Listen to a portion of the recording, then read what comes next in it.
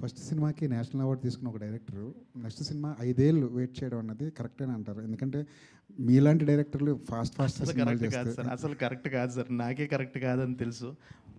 అదే సార్, అంటే మీ దగ్గర పంచలేయకూడదని నిజంగా గ్యాప్ ఇవ్వలేదు సార్, వచ్చిందంతే. సో పరిస్థితుల వల్ల. యాక్చువల్లీ ఈ సినిమా కంటే ముందు రవితేజ గారితో ఒక సినిమా చేస్తారనే న్యూస్ కూడా వచ్చింది బయటికి. ఒక యంగ్ హీరో ఉంటారు లైక్ సునీల్ గారి క్యారెక్టర్ అని కూడా వచ్చింది. ఏమైంది ఆ ప్రాజెక్ట్? అదే అండి, అంటే ఇప్పుడు ఒకటి అంత పెద్ద హిట్ రాగానే అందరూ వెళ్ళిన ప్రతివాడు బంతిపూలు జల్లేస్తూ ఉంటే ఒక హైలో ఉంటాం కదండి. అసలు బడ్జెట్స్ మైండ్లో పెట్టుకోకుండా, అంటే అప్పటి వరకు ఎంత నేను నా స్ట్రెంగ్స్ అయినా రూటెడ్గా ఉండటము, ఆ కథలు అలాంటివి చేసుకుంటూ అదేంటనంటే బడ్జెట్స్ చాలా రియాలిటీకి చాలా దూరంగా ఉన్నాయి అప్పుడున్న పరిస్థితులకి. 2023లో ఆ టైంలో నేను దాని మీద అంత ట్రావెల్ చేసిన తర్వాత అప్పుడున్న పరిస్థితులకి ఆ ఓటీటీ మార్కెట్ సడన్గా రైజ్ అయ్యి డౌన్ అవటం, ఇలా అన్నీ చాలా ఉన్నాయి సార్ ఫ్యాక్టర్స్. దానివల్ల ఇంకొక ప్రాపర్గా డెసిషన్ తీసుకొని ఓకే ఇది ఈ టైంలో కరెక్ట్ చేయటం కరెక్ట్ కాదు అని చెప్పి నేను ఇమీడియట్గా మూవ్ ఆన్ అయిపోయి, సో రవితేజ సార్తో కూడా డిస్కషన్స్ జరిగినాయి. అప్పుడు ఆయన కూడా అదే అన్నారు, సరే ఓకే రేపు మళ్ళీ నువ్వు వెళ్ళి చేసుకొనిరా, నాకు కొన్ని కమిట్మెంట్స్ ఉన్నాయి, ఈ సినిమా మాత్రం వేరే వాళ్ళతో చేయకు అని అంత చెప్పారంటే చాలా మంచి ప్రాజెక్ట్ సార్ అది. కానీ పరిస్థితుల వల్ల అలా అయ్యి మళ్ళీ ఒక రియాలిటీకి వచ్చి నేను టక్కున ఇది స్టార్ట్ చేసి ఈసారి మనం ఫస్ట్ కథ చెబుదాం, ఒక అద్భుతమైన కథ చెబుదాం అని చెప్పేసి రాయడం స్టార్ట్ చేసింది. ఆల్ ద బెస్ట్ అండి. విశ్వప్రసాద్ గారు sir, all the best for Mowgli sir.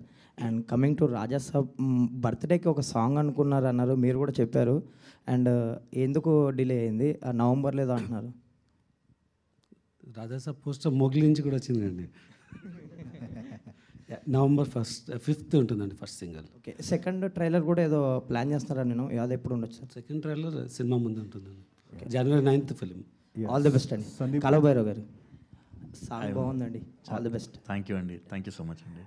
Sandeep గారు, అంటే మీరు రెగ్యులర్గా స్టోరీ చెప్పేస్తాను, లవ్ స్టోరీ తీసేస్తాను అంటే నమ్మకం లేదు. సంథింగ్ రాడికల్గా ఉంటుంది మీ స్క్రిప్ట్ అనేది.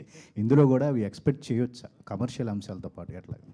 యా సార్, అంటే ఇందులో మీరు సర్ప్రైజ్ అయ్యేదే ఈ సినిమాలో ఉన్న కైండ్ ఆఫ్ కమర్షియాలిటీ అన్నది మన వాళ్ళు ఒక టెంప్లెట్ని పెట్టి టెంప్లెట్ని కమర్షియల్ అని చాలామందికి ఒక రాంగ్ ఫీలింగ్ ఉంది.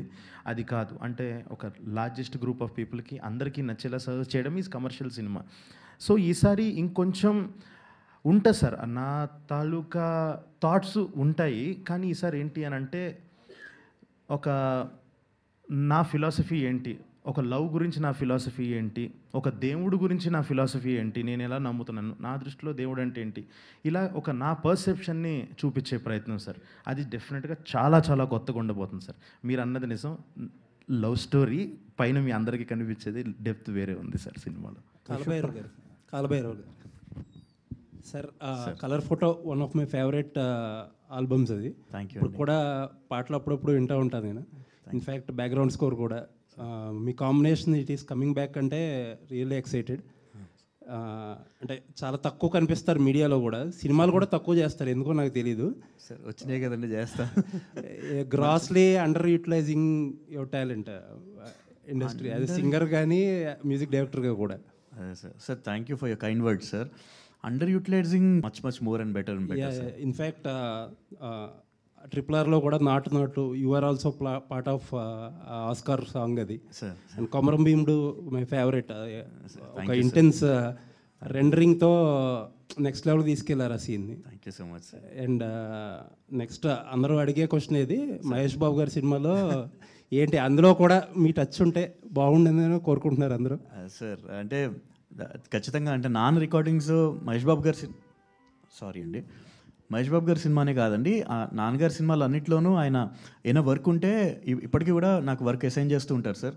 నా బాధ్యత అంటే పార్ట్ ఆఫ్ రికార్డింగ్ సెషన్స్ అండి. సో ఈ సినిమాలో కూడా నెమ్మదిగా మ్యూజిక్ వర్క్స్ కూడా మొదలైనాయండి. సో అది కూడా చేస్తున్నాం. లుకింగ్ ఫార్వర్డ్ అండి. Thank you so much. మీరు ఎన్ని చెప్పినా సరే అండర్ యూటిలైజ్ చేస్తున్నారని చెప్పే ఇండస్ట్రీ అన్నారు కదా, స్టిల్ స్టిక్ టు ఇట్. విశ్వ గారు సార్, మీరే చాలా ఫ్రాంక్గా ఒప్పుకుంటారు పీపుల్ మీడియా గురించి అది మాట్లాడుతున్నారు ఇది మాట్లాడుతున్నారని. But the best part is మిరాయికి అయితే ఏంటి, ఇప్పుడు ఈ సినిమాకి అయితే ఏంటి, you have been using that words controlled budget. అంటే అది కొంచెం ఎలాబరేట్ చేయగలుగుతారా? What you achieved for Mirai is already in public domain. అసలు ఏంటి ఈ సినిమాకి కంట్రోల్డ్ బడ్జెట్ అంటే ఏంటి మీనింగ్? అంటే బేసిక్గా అంటే అంటే నెగిటివ్గా కాకుండా అంటే దీన్ని పాజిటివ్గా తీసుకోండి. జనరల్ కాంబినేషన్స్ మీద వెళ్ళిపోతుంటారు. సో ఆ కాంబినేషన్కి ఒక బడ్జెట్ ఉంటుంది. ఆ బడ్జెట్కు కాంబినేషన్కి ఒక ఓటీటీ వాల్యూ ఉంటుంది, థియేటర్ వాల్యూ ఉంటుంది. దాని ప్రకారం మీ పిక్ స్టోరీ చేసేటప్పుడు చాలాసార్లు మాట్లాడాను. అంటే ఒక నెక్సెస్ ఉంటుంది, దానివల్ల కాస్ట్ అవుట్ ఆఫ్ కంట్రోల్ వెళ్తుంది. కాంబినేషన్ ఉన్న చోట కొంచెం కాస్ట్ అవుట్ ఆఫ్ కంట్రోల్ అయినా రికవరీ ఉంటుంది. బట్ డే వన్ కాంబినేషన్కి ఒక బడ్జెట్ లేనప్పుడు ఒక కంటెంట్ ఒక స్పాన్ డెలివర్ చేయాలంటే హౌ యూ ప్లాన్ అన్నది ఉంటుందండి. అంటే ఈ సినిమాలో you can compare with any large commercial movie. దానికి ఉన్న స్పాన్ ఉంది, దానికి ఉన్న ఎలిమెంట్స్ ఉన్నాయి. అది కూడా we could deliver in a very moderate budget. అది అంటే most of the time before movie if you can recover it's good అంటారు. So we are recovering before the release.